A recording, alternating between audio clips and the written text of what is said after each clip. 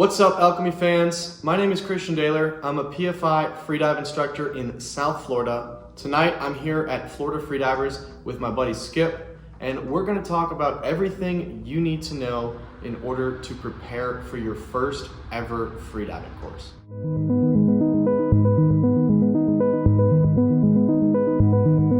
My first piece of advice might come as a bit of a surprise because I'm about to tell you to forget about holding your breath in preparation for your freedive course.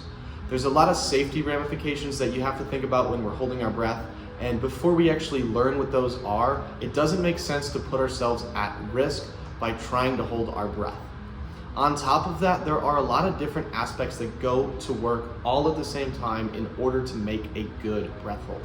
Things you need to do before your breath hold, things you need to do during your breath hold, and even things you need to do after your breath hold to recover. So until we actually learn what all of those are in our course, all we're going to be doing is getting bad repetitions in and setting ourselves up with bad habits. So wait for your instructor to teach you all the good habits for you to put them in use. Don't hold your breath before your first freediving course.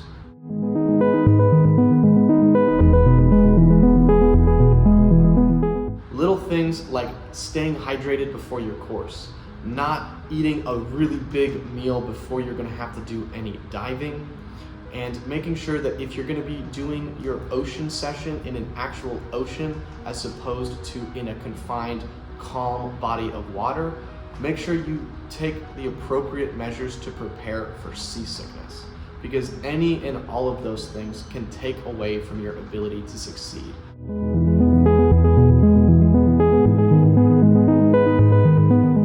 One of the most important things we can do to ensure our success in a freediving course is to simply make sure you're comfortable in the water and with your dive gear.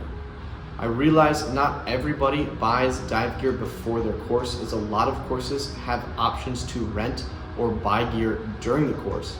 So if that's you, don't fret. Just understand the more comfortable you are swimming laps, treading water, kicking fins, and breathing through your snorkel, the easier it is going to be for you to adopt all the new maneuvers and the techniques that your instructor is going to teach you in your first freediving course. So a couple of things that are super helpful is to just swim laps back and forth in the pool, trying your best to only breathe through a snorkel. And then when you need a break, try to take your break floating as motionless as possible as you can on the surface, stomach down, still breathing through your snorkel.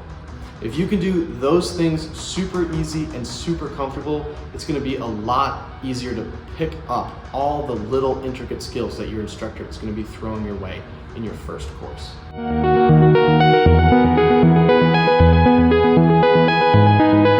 Another thing to consider when we're taking a freediving course is all the different muscles we're going to use to breathe. So one thing I like to tell my students to do is put one hand on your chest and one hand on your stomach. Now take a normal breath. Does your chest rise? Does your stomach rise? Or maybe do both hands rise? Either way, what you just did is you figured out which muscles you breathe with. Either your diaphragm or your stomach, or your intercostals or your chest muscles. Now, as we begin to get a better idea of how we like to breathe naturally, the next thing we're going to start to do is try and isolate this diaphragmatic breathing right here. So really think about filling your belly up with air when you take your breath in, and try to minimize all this movement up here in your chest.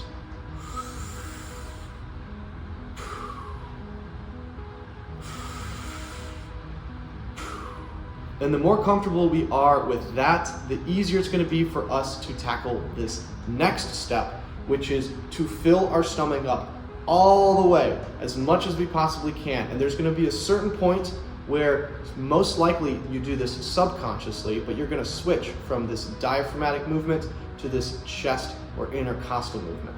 And it'll look just like this. Now I paused there. Most likely the first few times you do this, that transition is going to happen pretty seamlessly, but try and figure out exactly where that transition starts. so you can really try to focus on stopping right before that transition. So now I take my full diaphragmatic breath, and I stopped right before my chest began to move. And if I hold that there and practice continuing to do that, sitting up, laying down, however is most comfortable, I'm just going to become more proficient at breathing with both of these different muscles on command. And that's going to allow me to pick up whatever breathe up my freedive instructor teaches me that much easier.